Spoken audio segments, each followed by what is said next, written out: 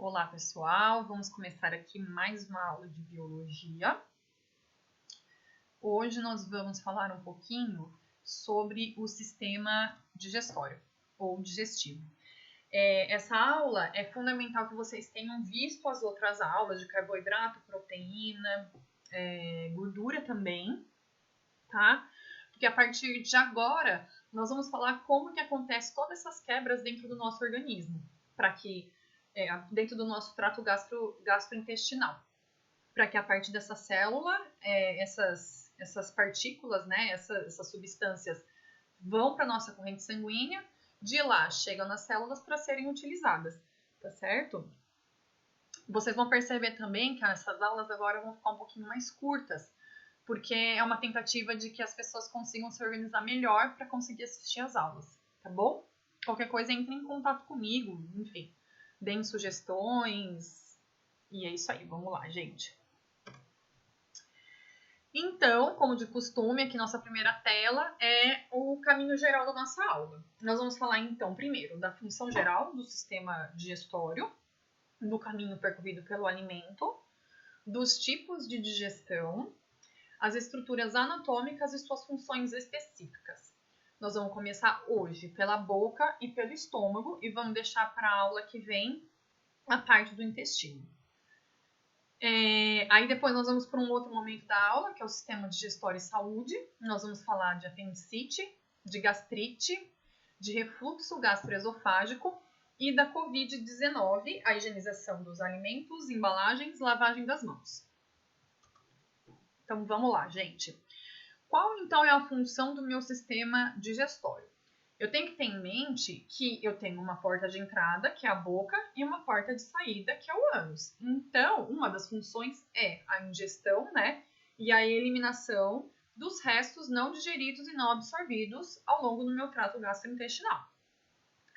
E, obviamente, né, a principal função é a digestão e a absorção dos nutrientes que efetivamente vão chegar lá na minha célula e serem utilizados. Aqui eu tenho o caminho que o alimento faz, né? Então, primeiro ele vai entrar pela minha boca, e aqui no aparelho bucal eu vou ter o dente, a língua, né? E as glândulas salivares que vão produzir, né, e eliminar aqui na cavidade oral a saliva, que vão fazer todas as estruturas vão fazer parte do processo digestivo. Depois eu vou para a faringe, que também faz comunicação com o sistema respiratório. Posteriormente, mais aqui abaixo, eu vou ter o esôfago. Depois eu vou ter o estômago. Depois, na sequência, o intestino delgado e o intestino grosso, terminando aqui no reto e no ânus. Outras estruturas que fazem parte: o fígado, a vesícula biliar e o pâncreas. Esses três também eu vou detalhar melhor quando eu falar da parte do intestino delgado, tá certo? Então, vamos lá. Nós temos dois tipos de digestão: a digestão mecânica e a digestão química. A digestão mecânica é aquela que eu tenho uma quebra física, a fragmentação do meu alimento, para que ele tenha uma maior superfície de contato com os meus sucos digestivos, tá certo? Quem participa, então, é a língua, os dentes e os movimentos peristálticos. O que são movimentos peristálticos? Por exemplo, quando eu engulo e o meu esôfago aqui, ele vai fazer movimentos, né? Ele vai se contrair involuntariamente até empurrando o meu alimento até o estômago. Da mesma forma, o estômago e o intestino também têm esses movimentos peristálticos, tá certo? Aí, a parte da digestão química, eu vou ter os meus sucos digestivos, que eles de fato vão transformar as moléculas mais complexas em moléculas mais simples, pela ação dos sucos digestivos. Então, a mastigação e tudo mais, todo esse processo mecânico é muito importante para que, de fato, eu consiga garantir uma digestão química efetiva. Então, aqui eu vou começar com a digestão na boca, tá? Aqui eu vou ter, eu trouxe aqui para vocês uma imagem, né, das glândulas principais, assim, que vocês precisam saber agora, né, em ensino médio, que seria a glândula parótida, que é onde o vírus da cachumba se instala e ela incha, a glândula sublingual e a glândula submandibular. Então, vamos lá. Qual que é a função, né? O que acontece na boca, na digestão, com o meu alimento na boca? Em primeiro lugar, eu vou ter a transformação do alimento em bolo alimentar. E como que isso acontece, né? Lá, eu vou iniciar a digestão dos carboidratos. O que é a digestão dos carboidratos? É a hidrólise de polissacarídeos em oligosacarídeos ou disacarídeos. De uma forma geral, o que o vestibular traz é a quebra do amido, que é um polissacarídeo, em maltose, que é um disacarídeo, tá? O amido aqui, exemplos, pão, macarrão, tá bom? Aqui, o que eu tenho? Quais estruturas que eu tenho aqui na boca que participam, então, dessa digestão? O dente, com a mastigação, e a saliva, né? Que eu tenho. O que contém a saliva? Contém água, sais e enzima. Que essa enzima é que de fato vai realizar essa hidrólise, que se chama a amilase salivar ou pitialina. Então, ela que vai realizar a minha digestão química. O pH na boca, ele é neutro, entre 6 e 7, tá? E a língua também tem aqui uma participação especial, né? Uma participação importante junto com o movimento peristáltico, porque ela está envolvida na deglutição, né? E depois, posteriormente, os movimentos estão envolvidos na passagem do alimento da boca para a faringe até chegar da faringe para o esôfago e do esôfago até chegar no estômago, tá bom? Aqui eu trouxe para vocês um esquema simplificado do que vocês precisam mesmo guardar para o exame. Então, meu alimento vai chegar na boca, eu vou ter uma ação química e uma ação mecânica. A ação química é da saliva, que contém a amilase salivar, que é a minha enzima que vai converter o meu amido em maltose. A partir disso, então, da minha mastigação, da minha ensalivação, eu vou formar o meu bolo alimentar. Aqui eu trouxe para vocês, então, a parte agora da digestão no estômago. Aqui eu trouxe a imagem do estômago, né? Então, aqui eu já tenho o esôfago. Eu tenho 2 esfíncteres aqui, que são da cárdia e o piloro. O que esses esfíncteres fazem? Eles é que vão regular a entrada e a saída, vamos colocar desse jeito, do conteúdo gástrico. Então, o alimento chegou aqui, né, e passou para o estômago, essa esse esfíncter aqui, ele vai se fechar e vai evitar que o conteúdo volte para o esôfago. E a mesma coisa acontece com esse esfíncter aqui mais abaixo, tá bom? Que são músculos, que na verdade são compostos por músculos que abrem e fecham, que contraem e relaxam. Então, vamos lá. Qual que é a função, então, o que acontece na digestão no estômago, né? Eu vou transformar aquele meu bolo alimentar em uma outra estrutura, que seria o quimo. Como que esse processo acontece, essa transformação acontece? O que acontece com o meu bolo alimentar para ele passar a ser chamado de quimo? Ali no estômago, eu vou ter a digestão das proteínas pela ação da pepsina, que é a minha enzima do estômago, resultando em oligopeptídeos. Então, aqui eu tenho a participação do meu suco gástrico e de um hormônio, que é a gastrina. O suco gástrico, ele é composto por água, pepsinogênio e HCl, que é o ácido clorídrico. Esse HCl é que vai conferir ao suco gástrico e ao ambiente do estômago um caráter ácido, com pH de 2. Eu também já dei aula sobre pH, dá uma retomadinha aí, gente. Uma coisa que é importante é que o meu estômago ele vai ser recoberto por um muco. E esse muco, ele protege a parede gástrica. Porque pensa assim, eu tenho um pH, uma estrutura extremamente ácida, né, do suco gástrico. Então, se eu não tenho essa proteção, vai corroer, né? Vai machucar minha parede do estômago. Então, esse muco é muito importante. Além disso, ele vai lubrificar essa massa alimentar e também vai contribuir para que ele passe a ter uma outra composição que eu vou passar a chamar o bolo alimentar de quimo. Outra coisa importante é que esse caráter ácido aqui do suco gástrico, ele também protege a gente de ser contaminado por algumas bactérias, alguns micro-organismos. Porque ele, por ser muito ácido, ele mata alguns micro-organismos, tá?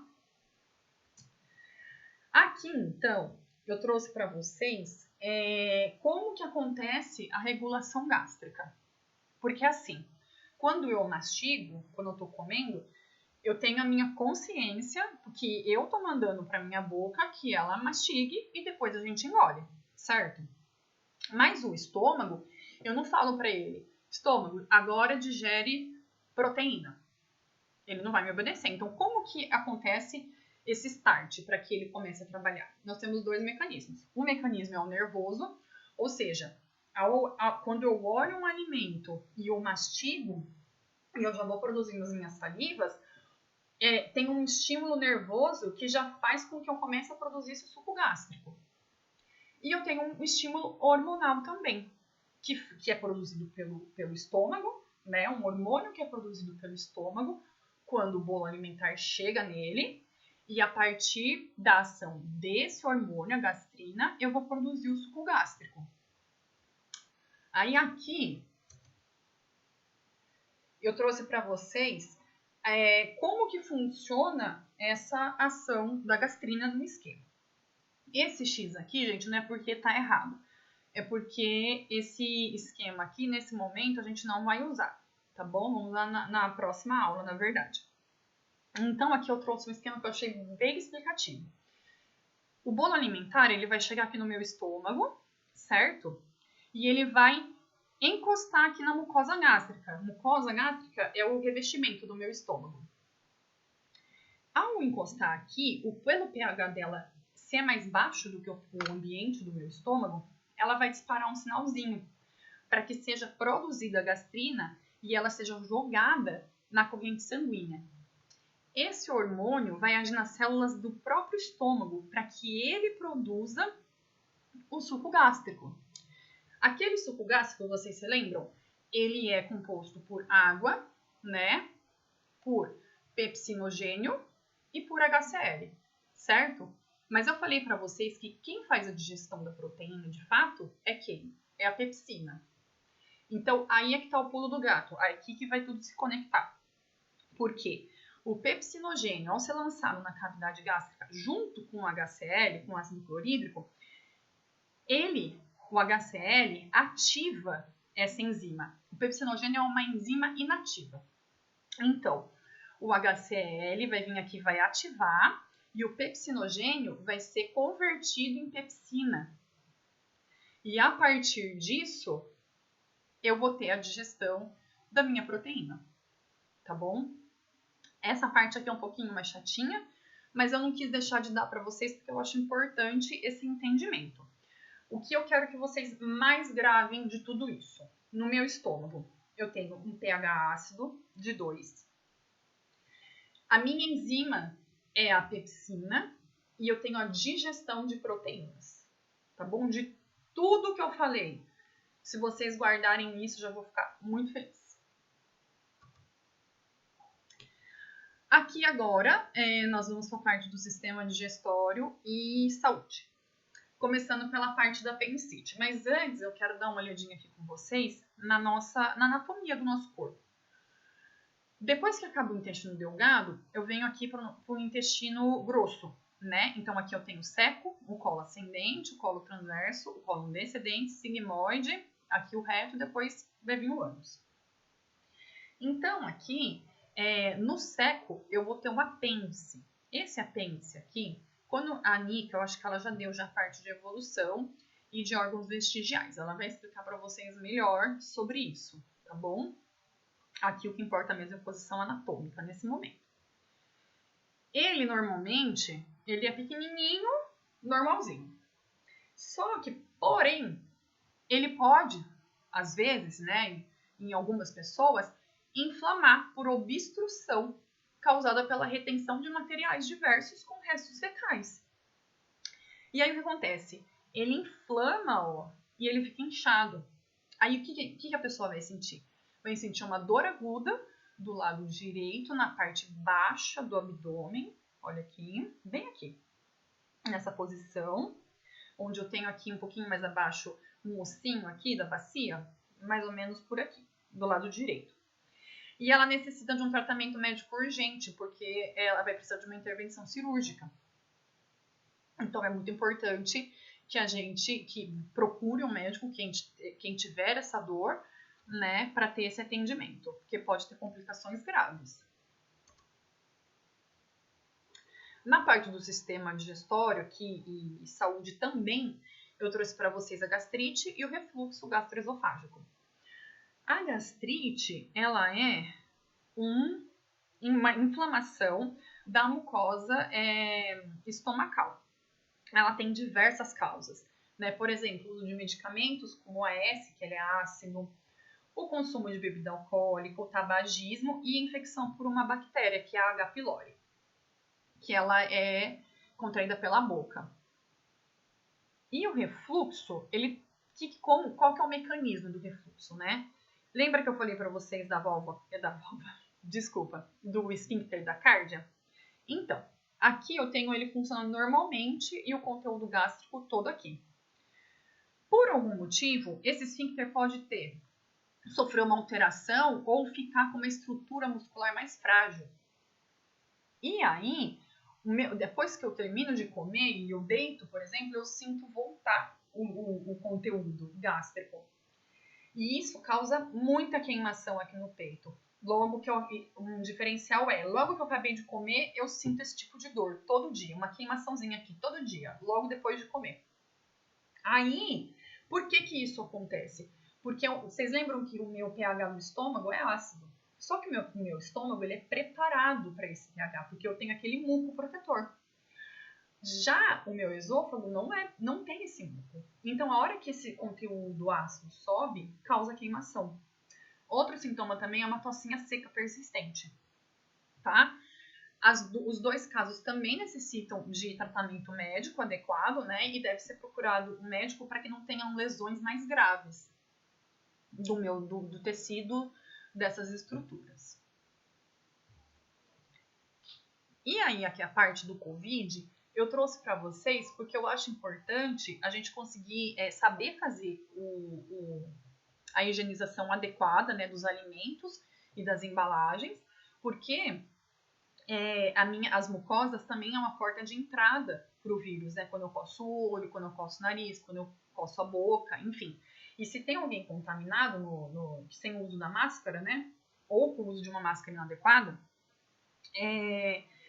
no supermercado, por exemplo, escolhendo uma fruta, a pessoa tossiu e colocou a mão na boca, espirrou, e depois tocou na fruta ou em alguma embalagem, o vírus vai ficar ali. E eu, ao pegar e também ter essa mesma atitude de pôr na boca, enfim, de coçar os olhos, eu vou acabar me contaminando. Então, o ideal é que eu faça uma higienização desses produtos quando eu chego na minha casa. E como que eu vou fazer isso? Então, vamos lá. Para frutas e legumes, eu vou separar em duas partes. Frutas e legumes, depois as verduras. As frutas e os legumes, o que eu vou fazer? Eu vou lavar com água tratada ou fervida com detergente e esponjinha. Pode ser esponjinha de lavar louça mesmo. Vou esfregar um pouquinho, levemente, tá bom? Depois eu vou lavar de novo, tirar esse sabão. Ponto. Coloco aqui do ladinho aqui da pia. A minha verdura, eu não preciso passar a buchinha, mesmo porque não dá, senão eu vou estragar toda a folha. Eu vou só lavar com água corrente, bem abundante, e vou reservar. Aí, o que eu vou fazer? Eu vou pegar uma tigela com 1 litro de água. Para cada litro de água, eu vou colocar 1 colher de hipoclorito de sódio. O que é isso? É minha água sanitária, ou cândida. Só que, o que acontece? Se eu tiver 2 litros de água, eu vou ter 2 colheres de sopa. E assim por diante. Sempre tem que manter essa proporção. Uma coisa que é importante. essa concentração aqui, de 2 a 2,5% de hipoclorito de sódio. Onde eu vou ver isso? Na embalagem do produto. Ou no supermercado, eles também vendem um preparadinho já certinho, na dose certinha, para você higienizar o alimento. Só que aquilo lá custa um pouquinho mais caro. E eu aqui na minha casa, eu uso o mesmo hipoclorito que eu faço higiene do resto da casa. Mas aí, o que eu faço? Como a concentração é diferente dessa daqui, eu uso as instruções do fabricante, que sempre fica no verso. Então, dá uma olhadinha lá na cândida da sua casa, enfim, na água sanitária da sua casa, qual é a instrução do fabricante. Isso é muito importante. Beleza? Caso contrário, resolvi comprar o frasquinho lá, próprio para higienização de alimentos, ou o meu hipoclorito tem exatamente essa concentração, eu vou manter essa proporção, então. 1 colher de sopa para 1 litro de água tratada, ou fervida. Vou deixar lá por 15 minutos e depois vou lavar com água bem abundante para tirar bem aquele excesso, bem o produto, né? O hipoclorito de sódio. Para as embalagens e latas, o que eu vou fazer?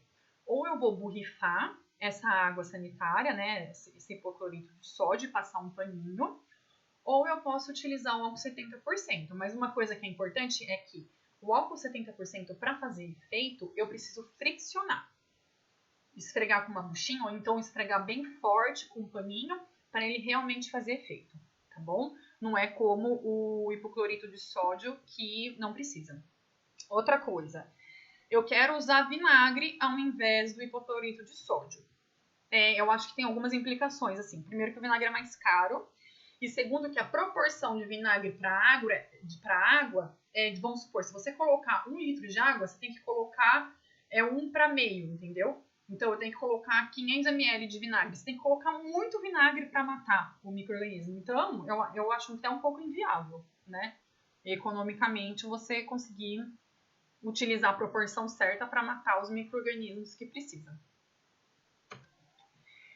E aqui eu trouxe para vocês um folderzinho para lavagem das mãos, né? Para realmente, a hora que eu cheguei em casa, antes de comer, enfim, para realmente se prevenir contra o Covid-19, tá? Lembrando também que essas precauções devem existir até fora da pandemia, porque nós temos outras doenças que também são transmitidas por conta de alimento contaminado, enfim, ou de pegar em alimento com a mão contaminada, né? Eu achei bem explicativo esse folder. Se mesmo assim vocês não conseguirem entender, vocês me avisam na próxima aula, eu tento fazer algum videozinho para vocês explicando melhor como que lava as mãos corretamente. E por hoje é só, a gente não vai ter questões para resolver, eu vou deixar isso para a próxima aula, para não ficar tão lotada assim. Espero ter colaborado aí alguma coisa, né, na prevenção do Covid, de outras doenças, né, que vocês de repente estão sentindo aí algum mal-estar para vocês procurarem um médico. E muito obrigada pela presença e até a próxima, pessoal.